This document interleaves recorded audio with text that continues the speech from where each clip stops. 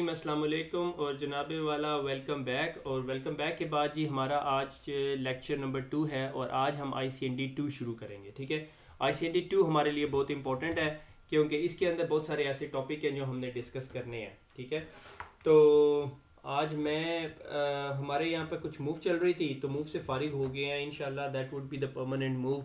उसके बाद Urdu IT academy को दोबारा मूव करने की ज़रूरत नहीं पड़ेगी इंशाल्लाह। ठीक है, थोड़ी सी मेरी आवाज़ के अंदर थोड़ा इशू है क्योंकि मुझे थोड़ा ज़ुकाम नज़ला हुआ है। ठीक है, शुरू करते हैं। ICND 2 अगेन दोबारा मुझे क्वेश्चन आया है कि सर कैसे करना है। तो जनाबे वाला ये स्लाइड्स हैं। ICND 1 के लिए आपने ये वाला एग्ज़ाम देना है। ठीक है, और अब हम 20 अगस्त से ऊपर चले गए हैं तो हमें ये वाला देना पड़ेगा ICND 1, और ICND 2 के लिए आपको ये वाला एग्ज़ाम देना पड़ेगा। आज हम ये वाले टॉपिक्स कवर करेंगे सारे के सारे। ठीक है, तो इस सारे की सारी बुक को एक्चुअली जो सिस्को है उसने सब डिवाइड किया हुआ है मेरे ख्याल में 3 या 4 पार्ट्स में। तो आज हम पार्ट नंबर 1 कंप्लीट करेंगे। पार्ट नंबर 1 के अंदर 6 चैप्टर्स हैं। 6 चैप्टर्स हैं। ठीक है, तो ये 6 के 6 चैप्टर्स हम लोगों ने करने हैं। ठीक हो गया, तो शुरू करते हैं without any further due. Again book जनाबे वाला मैं ऑफिशियल सिस्को की ही बुक पढ़ाता हूँ। ठीक है, तो VLAN के कॉन्सेप्ट आपको पता है कि VLAN जो है वो ब्रॉडकास्टिंग के लिए इस्तेमाल होती है और मल्टीपल VLANs के दरमियान ब्रॉडकास्ट नहीं हो सकता। अगर मल्टीपल VLANs के दरमियान ब्रॉडकास्ट नहीं हो सकता तो हम उसे कहते हैं कि स्विच जो सा है हमें ब्रॉडकास्ट VLANs हमें ब्रॉडकास्ट प्रोटेक्शन प्रोवाइड करती है, स्विच नहीं। ठीक है, अगर स्विच की सारी पोर्ट्स एक VLAN में है तो वो जो सा है एक्सक्यूज मी, सारी की सारी पोर्ट्स एक ही VLAN में है तो वो जो सा है सिंगल ब्रॉडकास्ट डोमेन कहलाएगी। ठीक है, तो हम फर्दर डिवाइड कर देते हैं। जब हम दो VLANs को डिवाइड कर देते हैं तो फिर ये दो VLANs आपस में बात नहीं कर सकती। जब ये दोनों VLANs आपस में बात नहीं कर सकेंगी तो हमें स्विच के अंदर जो सा है लेयर 3 फंक्शनैलिटी चाहिए। ठीक है, ये ड्राइवर का प्रॉब्लम नहीं है, ये जो प्रॉब्लम है ये कुछ और है। आज मैं नया टैबलेट यूज़ कर रहा हूँ। एनीवे, तो इसको फिक्स करेंगे, मुझे लगता है नया लैपटॉप लेना पड़ेगा। एनीवे, तो ये जो सा है ये मल्टीपल VLANs हैं और VLANs के दरमियान कम्युनिकेशन नहीं हो सकती अनटिल अनलेस लेयर 3 डिवाइस हो। ठीक है, और उसके बाद हम लोगों ने जब स्विच से हायर लेवल स्विचेस पे जाते हैं तो हम ट्रंक यूज़ करते हैं और ट्रंक के अंदर हम VLAN की टैगिंग यूज़ करते हैं। तो वो जो VLAN की टैगिंग होती है वो हमें बता रही होती है कि ये पैकेट कौन सी VLAN के लिए है। ठीक है, सो डेस्टिनेशन एड्रेस, सोर्स एड्रेस और VLAN का टैग, किस VLAN की है ये ट्रैफिक। ठीक है, और टाइप और डाटा और फ्रेम चेक सीक्वेंस, और इस टैग के अंदर जो से हमने 12 बिट्स की VLAN ID डाली होती है। ठीक है, अगर हमने किसी पोर्ट को वॉइस VLAN करना होता है तो स्विच पोर्ट वॉइस VLAN और VLAN ID, ताकि वो port at a time voice VLAN का डाटा भी लेके जा सके और डाटा VLAN का भी लेके जा सके। ये सारी चीज़ें हम रिवीजन कर रहे हैं, हमें इनमें से कोई चीज़ नहीं सीख नहीं रहे। ठीक है, एक एक कमांड पोटेंशियली मुझे याद पड़ता है कि मैंने पढ़ाई हुई है, switch port trunk allow VLAN के। अगर मेरे पास स्विच 1 स्विच 2 है और इन दोनों के दरमियान VLANs है, इधर VLAN 1 2 3 बनी हुई है, यहाँ पे 4 5 6 बनी हुई है, तो मैं चाहता हूँ कि अगर इस ट्रंक के ऊपर सिर्फ 2 और 3 VLAN ट्रैवल कर सके तो यहाँ पे इस पोर्ट के जो ये दो इंटरफेसेस है इन पे switch port trunk allow VLAN 2 and 3 कर दूंगा तो सिर्फ 2 एंड 3 VLANs ही ट्रैवल कर सकती हैं इस ट्रंक पे। अदरवाइज किसी और VLAN का टैग लगा हुआ होगा तो उसे डिस्कार्ड कर दिया जाएगा इस कमांड से। ठीक है, ये VLAN हॉपिंग अटैक्स जो से हैं, और जब सिक्योर डिप्लॉयमेंट करते हैं तो आप लोग ये करते हैं, इस तरह की डिप्लॉयमेंट इंप्लीमेंट करते हैं। मुझे म्यूट करना चाहिए था यहाँ पे, मैं देखूंगा कट कर सका या नहीं। STP spanning tree protocol loops. ठीक है, तभी ये पिक्चर मेरे जहन में आई तो मैंने ये डाली हुई है लूप्स। ठीक है, सो ब्रॉडकास्ट टर्म आते हैं, मैक टेबल इंस्टेबिलिटी होती है लूप्स की वजह से, मल्टीपल फ्रेम ट्रांसमिशन होते हैं। ठीक है, spanning tree protocol by default enable होता है। ठीक है, और उसके अंदर जो सी है जो ऑल द रूट पोर्ट्स हैं, रूट स्विच की पोर्ट्स हैं वो फॉरवर्डिंग स्टेट में होती हैं, डाटा पैकेट फॉरवर्ड कर रही होती है। नॉन रूट स्विच पोर्ट्स जो सी हैं, ईच नॉन रूट स्विच की जो रूट पोर्ट है, जो नॉन रूट स्विच है वो रूट स्विच तक जाने के लिए जो एक पोर्ट है उसे फॉरवर्डिंग स्टेट में होती है। लैन सेगमेंट में हर पोर्ट फॉरवर्डिंग होती है और बाकी तमाम पोर्ट्स नेटवर्क के अंदर ब्लॉकिंग स्टेट के अंदर होती है। ये स्टैंडर्ड स्पैनिंग ट्री प्रोटोकॉल है, हमने पढ़ा हुआ है। अच्छा, फिर स्पैनिंग ट्री प्रोटोकॉल के अंदर जो सा आपके पास जो सा है कॉस्ट आ गई। कॉस्ट क्या है जी, 10 मैग की जो Mbps लिंक की कॉस्ट है 100 मैग की 19, 1 गीग की 4, 10 गीग की 2 और उसके बाद 100 गीग और 1 टेराबाइट की आपके पास थी नहीं। तो आप लोगों में यहाँ पे कन्फ्यूजन होगी और कॉस्ट कैलकुलेशन जब आनी शुरू हुई तो हमें मसले होने शुरू हो गए। तो सिस्को ने एक कमांड दी है, ये पहले हम CCNA में नहीं पढ़ाते थे, spanning tree path cost method long. Method long क्या करता है कि जो 16 बिट की वैल्यू है उसको उठा के 32 बिट की कर देता है, ठीक है, स्पैनिंग ट्री के अंदर, और उससे जो उनसे है नया टेबल बन जाता है विच इज़ 200,000 2 मिलियन मेरे ख्याल में, या 20 मिलियन है, हाँ 2 मिलियन 200,000 20,000 2,000 220 और 2 भी है यहाँ पे, 2 का मैंने मेरे ख्याल में ऐड किया हुआ, 10 टेराबाइट्स पर सेकेंड, ठीक है। व्हाट इज़ द पॉसिबिलिटी, हम थोड़े बाद फ्यूचर में जाके हम कहें यार ये तो 10 टेराबाइट तो अब डेस्कटॉप पे दे रहे हैं हम लोग, पॉसिबिलिटी है। जिन लोगों ने पहले 1998 के अंदर जो स्टैंडर्ड बनाए थे उन्होंने सोचा भी नहीं था 10 गीग के बाद हम फंस जाएंगे, ठीक है। 40 गीग के जिस तरह कनेक्शन है, इसमें 40 गीग नहीं लिखा हुआ, हालांकि 40 गीग पे काम हो रहा था SFP प्लस के ऊपर जो जा रही है। एनीवे, तो spanning tree path cost method long से आप जो है स्पैनिंग ट्री की कॉस्ट चेंज कर सकते हैं। अच्छा, अब इसके अंदर मसला क्या है, आप डिप्लॉयमेंट में ये होता है कि आपके पास ये पूरा एनवायरनमेंट लगा हुआ है, ठीक है, ये सारे के सारे स्विचेस, सिर्फ आपने यहाँ पे लॉन्ग कर दिया, बाकियों पे लॉन्ग नहीं किया, तो स्पैनिंग ट्री लॉन्ग नहीं चलेगा प्रॉपर्ली, ठीक है। मे बी प्रॉब्लम करे, मैंने कभी टेस्ट नहीं किया। तो आपको यूनिवर्सली पूरे के पूरे स्पैनिंग ट्री नेटवर्क के ऊपर जो सा है ये कमांड लगानी पड़ेगी, ठीक है। अब ये कमांड कौन कौन से OS में सपोर्टेड है, that's something that you need to work out, okay. फिर उसके बाद स्पैनिंग ट्री के हेलो टाइमर है 2 seconds, that can be change, maximum age 10 time hellos, और फॉरवर्डिंग डिले 15 सेकेंड्स का है कि जब फॉरवर्डिंग स्टेट ब्लॉकिंग स्टेट से फॉरवर्डिंग स्टेट में पहुंच जाती है। उसके बाद हमें पता है कि ब्लॉकिंग स्टेट के अंदर फ्रेम फॉरवर्ड नहीं हो रहा होता, लिसनिंग लर्निंग में भी फॉरवर्ड नहीं होता, फॉरवर्डिंग स्टेट में फॉरवर्ड हो रहा होता है, डिसेबल स्टेट के अंदर नहीं हो रहा होता। उसके बाद पोर्ट रोल्स है RSTP जो रैपिड स्पैनिंग ट्री प्रोटोकॉल है, जिसे हमने 802.1W कहा, पुराने CCNA के अंदर हमने इसकी लैब की थी, ट्रांजिशन भी करके देखा था और देखा था कि स्विच ओवर टाइम कितना फास्टर है, ठीक है। तो रूट पोर्ट इसके अंदर होती है, इसके अंदर अल्टरनेट पोर्ट होती है, designated port, backup port and disable ports, ठीक है। अब यहाँ पे पोर्ट स्टेट है स्पैनिंग ट्री की और rapid spanning tree. Spanning tree कौन सा, 802.1D, that is a spanning tree protocol, और दैट इज RSTP, ठीक है, ये आपका RSTP स्टैंडर्ड है, ठीक है। और पोर्ट इज एडमिनिस्ट्रेटिवली डिसेबल या डिस्कार्टिंग उसे स्टेट को कह देते हैं, एक में ब्लॉकिंग है, discarding, learning not used, learning state नहीं यूज होती यहाँ पे क्योंकि ये ऑलरेडी लर्नड होती है और ये बैकअप पोर्ट बना देती है। यहाँ पे हमने देखा है बैकअप पोर्ट, ठीक है, इसने बैकअप बनाई होती है। जिस तरह ये मेन या रूट पोर्ट या जो भी पोर्ट है वो ख़राब हो जाती है, अल्टरनेट पोर्ट में मसला तो उसे पता होता है कि मेरे पास बैकअप है, उसने लर्निंग स्टेट में नहीं जाना होता, फॉरवर्डिंग में नहीं जाना होता। इसी वजह से रैपिड स्पैनिंग ट्री प्रोटोकॉल के अंदर वो 15 सेकेंड का डिले नहीं आता। स्पैनिंग ट्री की कमांड शो स्पैनिंग ट्री पता है, show spanning tree root, looking for a root port.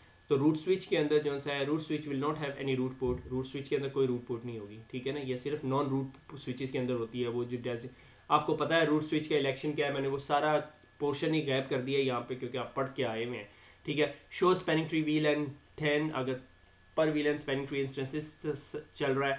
अगर किसी स्पेसिफिक इंटरफेस के ऊपर आपको मसला हो रहा है, आपको समझ नहीं आ रही स्पैनिंग ट्री टोपोलॉजी, तो अक्सर नेटवर्क्स के अंदर साइंटिस्ट किस्म के जो नेटवर्क इंजीनियर होते हैं, कोई रिक्वायरमेंट होगी, मैं बुरे लफ्ज़ों में उन्हें साइंटिस्ट नहीं कह रहा, मैंने खुद किए मैं ऐसे काम कि आपने स्पैनिंग ट्री की जो पोर्ट होती है उसके स्पेसिफिकली कॉस्ट दे देते हैं उठा के, ठीक है ना। आप चाहते हो कि यार इस रास्ते से कभी भी ट्रैफिक ना जाए, ठीक है, या इस रास्ते से हमेशा ट्रैफिक जाए, या ये रास्ते को हमेशा प्रेसिडेंस दी जाए। हालांकि आपके लिंक कॉस्ट दोनों की 2 इक्वल है, दोनों पे 1 गीग के लिंक जा रहे हैं आगे, तो आप किस तरह उसको मैनिपुलेट करेंगे, आप मैनिपुलेट करेंगे through the manually entering the spanning tree cost command. तो अगर आपको भी ट्रबल शूट करें किसी नेटवर्क को और वहाँ पे आपको चाहिए, तो फिर show run pipes and include spanning tree spanning hyphen tree cost depending upon the syntax of your switch that you are using. तो आपको वो इंटरफेस नज़र आ जाएंगे जिन पे हुई हुई है। उसके बाद हम टॉपिक आगे VTP जैसे हम कहते हैं जी, बड़ा टेररिस्ट किस्म का प्रोटोकॉल अगर गलत कन्फिगर हो जाए। रनिंग कन्फिग्रेशन के अंदर VLAN इन इंटरफेसेस VLAN असाइन कर दी, और आपको पता है कि VLAN डेटाबेस फाइल होती है हमारे पास जहाँ पे हमारी VLAN की इन्फॉर्मेशन पड़ी हुई होती है, ठीक है। एक चीज़ वेरी इंपॉर्टेंट आप लोगों को मेरे ख्याल में पहले भी बता चुका हूँ, शो VLAN करते तमाम VLANs की इन्फॉर्मेशन आ जाती है। अगर आप show run pipes and more या पता नहीं जो भी आप कमांड चला के आप कॉन्फ़िगरेशन कॉपी कर लेते हैं, याद रखिएगा आपके पास VLAN डेटाबेस की कॉपी नहीं है जब तक आप इस फाइल का बैकअप ना करें, ठीक है। तो हमेशा याद रखें कि अपने कोर स्विचेस जहाँ पर भी आपके पास VLAN डेटाबेस है तो उसका बैकअप ज़रूर होना चाहिए आपके पास, और वो बैकअप किस तरह होगा, TFTP कर लें, ठीक है। VLAN commands VLAN 1 name VLAN, ठीक है। VTP command VTP domain name, VTP mode, VTP server, VTP password अगर आपने पासवर्ड लगाए हुए हैं, ठीक है। बाकी ये कन्फिग्रेशन कमांड्स हैं, VLAN डोमेन क्या है, VTP मोड कौन सा है, VTP का पासवर्ड क्या है, ठीक है, VTP प्रूनिंग क्या है, VLAN ID, name, shutdown, running configuration, voice VLAN, सारा कुछ, ये सारी चीज़ें आप लोग बड़ी डिटेल में पढ़ चुके हैं, ठीक है। मुझे याद है मैंने VLAN.dat के बारे में भी ऑलरेडी बताया हुआ आपको। उसके बाद आ जाता है रेडियस एंड टेकएक्स।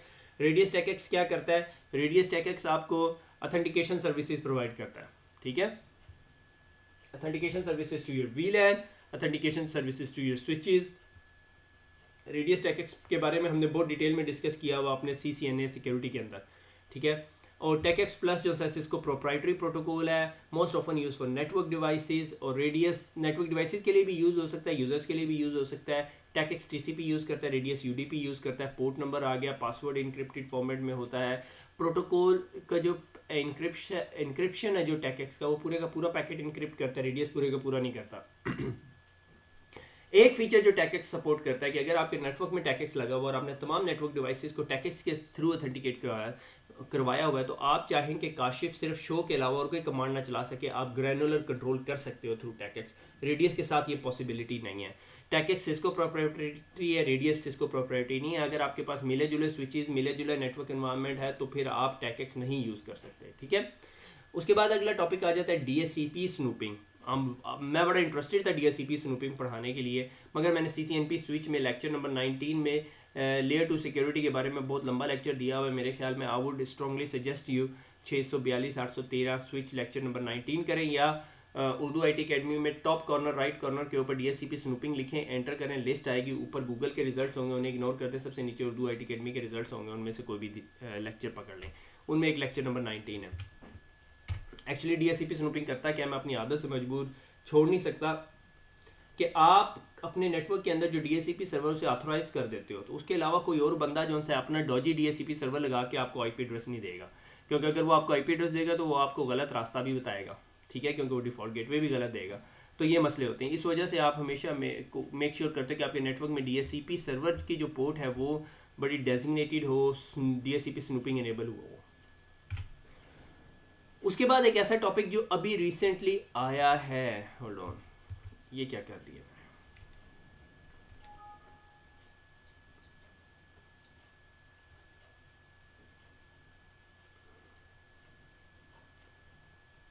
ये लेंगे, ठीक है, is a switch stacking. CCNP switch के अंदर हम लोगों ने हल्का सा टच किया स्विच स्टैकिंग, ये कि पहले क्या होता था, पहले एनवायरनमेंट्स में हमने डिस्कस नहीं किया, दिखाया नहीं हुआ यहाँ पे।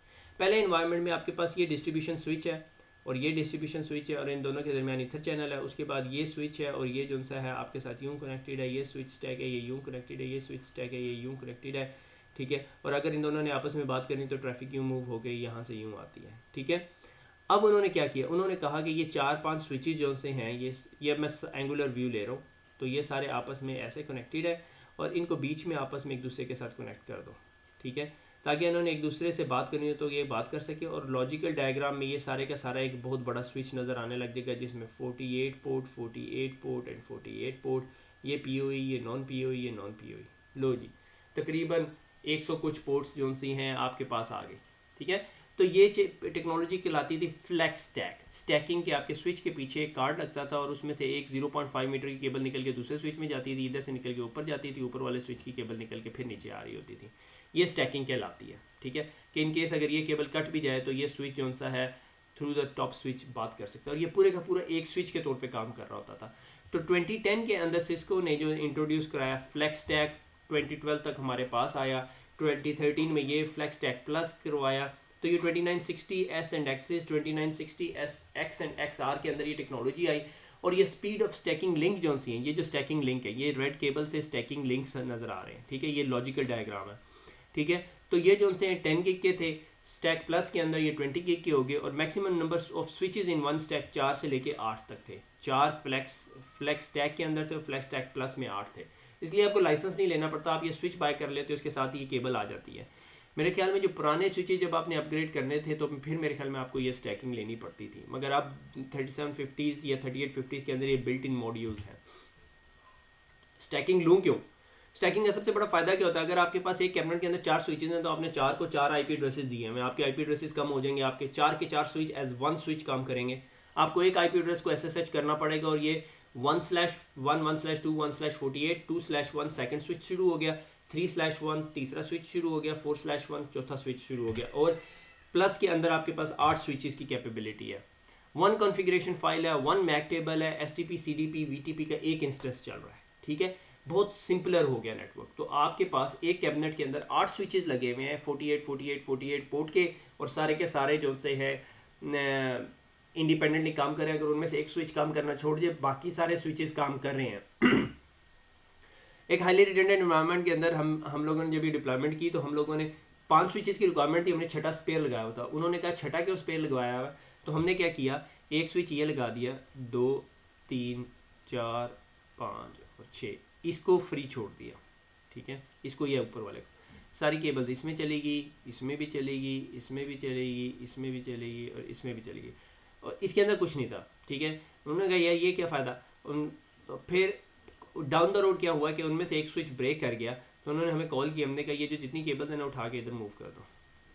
लकीली उनके पास ऑलमोस्ट VLAN सिमिलर चल रही थी, ठीक है। अगर VLAN टोपोलॉजी डिफरेंट हो तो फिर आपको एडजस्ट करना पड़ता, मगर स्ट्रेट वे सोल्यूशन था उनके पास रिडंडेंसी का, तो that was the main reason. तो स्टैकिंग के अंदर ये भी फ़ायदा कि आपको एक ही स्विच होता है, एक ही मैक टेबल होता है, और सारा कुछ आप एक ही जगह से लोकेट कर देते हो। अगर मास्टर स्विच फेल भी हो गया तो कोई मसला नहीं होता। ये स्विच स्टैकिंग, ये जो डायग्राम मैं पहले बना चुका हूँ, ये एक्चुअली मैंने यहाँ पर रखी हुई थी कि पहले ज़माने में क्या होता था, जब स्टैकिंग के बगैर के हर स्विच से 2-2 केबलें निकल के कोर में जा रही होती थी, और या डिस्ट्रीब्यूशन में जा रही होती थी, फिर ईथर चैनल होती थी। इसके अंदर क्या है, ये स्विच इसके साथ भी कनेक्टेड है, तो ये आपस में एक दूसरे से बात कर रहे हैं, मगर जब उन्होंने कोर में जाना तो 4 केबलें जाके 10 गीग के 4 लिंक बना के ईथर चैनल कर लो, 40 गीग का लिंक अपलिंक हो गया आपके पास, ठीक है ना। ये स्टैकिंग केबल है, और इन्वायरमेंट में कुछ इस तरह की लगी हुई नज़र आती है। 3750 में स्लाइटली डिफरेंट है, मगर यही चीज़ है, कोई बहुत बड़ी रॉकेट साइंस नहीं है। कोई स्टैक केबल के अंदर जाकर कोई कॉन्फ़िगरेशन नहीं करनी है, खुद ऑटो डिटेक्ट करता है, ठीक है।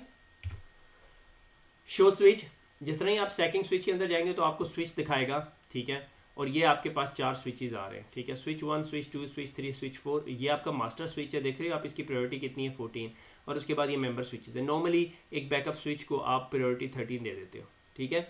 The election rule uses the flex stack और flex stack plus in choosing a master, के ये मास्टर कैसे सिलेक्ट करते हैं। Switch that is the current master, वो मास्टर बन जाता है। Switch with the higher priority, master बन जाता है। Switch that has a configuration file, master बन जाता है। अगर ये भी टाई हो जाता है तो फिर switch with the longest up time, जिसका अप टाइम सबसे ज़्यादा हो। अगर फिर भी मसला बन जाए तो with the lowest MAC address. ये 4 या 5 क्राइटेरियाज हैं जिसकी बेस पे होता है। नॉर्मली ये 5वें तक तो जाता ही नहीं है, टॉप पे आपने खुद ही प्रायोरिटी सेट की होती है, ठीक है। और ये आगे जी जनाबे वाला एक ऐसी स्लाइड, अच्छा ये अब हम ये बातें करते करते ना CCNA उससे निकल गए, हम उसे क्या कहते हैं, CCNA की डोमेन से, होल्ड ऑन, CCNA की डोमेन से अब हम थोड़ी हायर डोमेन पे चले गए, ठीक है। ये 2960 फ्लैक्स, 2960 एक्सिस, अब इन 2 स्विचेस का जिक्र जो है CCNA नहीं कर रहा होता। ये बहुत मॉडर्न स्विचेस हैं जिसमें WLCs आ जाते हैं। देख रहे हैं 4 यूनिट डिवाइस लिमिट की, आप 4 स्विचेस स्टैक में लगा सकते हैं। 2960 एक्सिस में 8 यूनिट लगा सकते हैं। स्टैक बैंडविड्थ है 40 गीगाबिट्स, 80 गीगाबिट्स। अब देखें यहाँ पे 3750 में 9 लगा सकते हैं, मैंने लिटरली 9 लगी हुई डिप्लॉयमेंट देखी है, और 64 Gbps बैक प्लेन है। अब ये देखें जिस तरह ये इधर आती है तो 480 Gbps आ गई, ठीक है ना।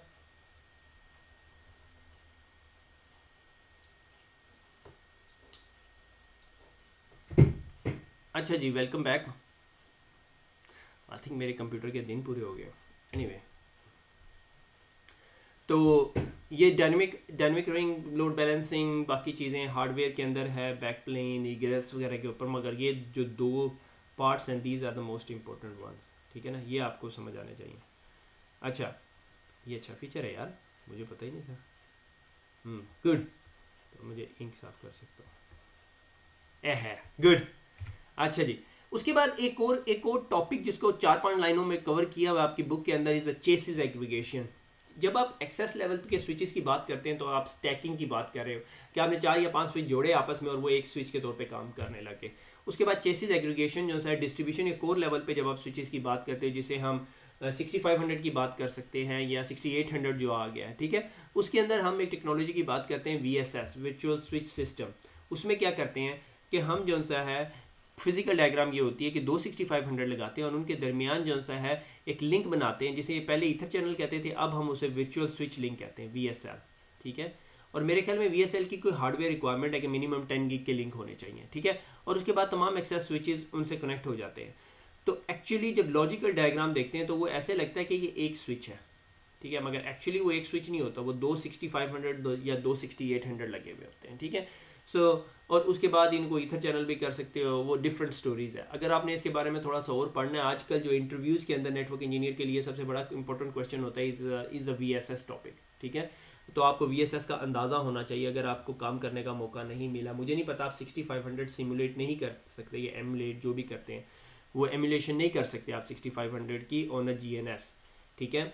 तो मगर मेरे ख्याल में अब तकरीबन हर नेटवर्क के अंदर 6500 एग्जिस्ट करता है। अब शर्त ये, अब मुझे ये नहीं पता कि हर 6500 सपोर्ट नहीं कर सकता, इसके लिए एक स्पेसिफिक सुपरवाइज़र चाहिए होता है जो VSS कैपेबल हो, जिस पर 10 gig के अपलिंक्स लगे हुए हों।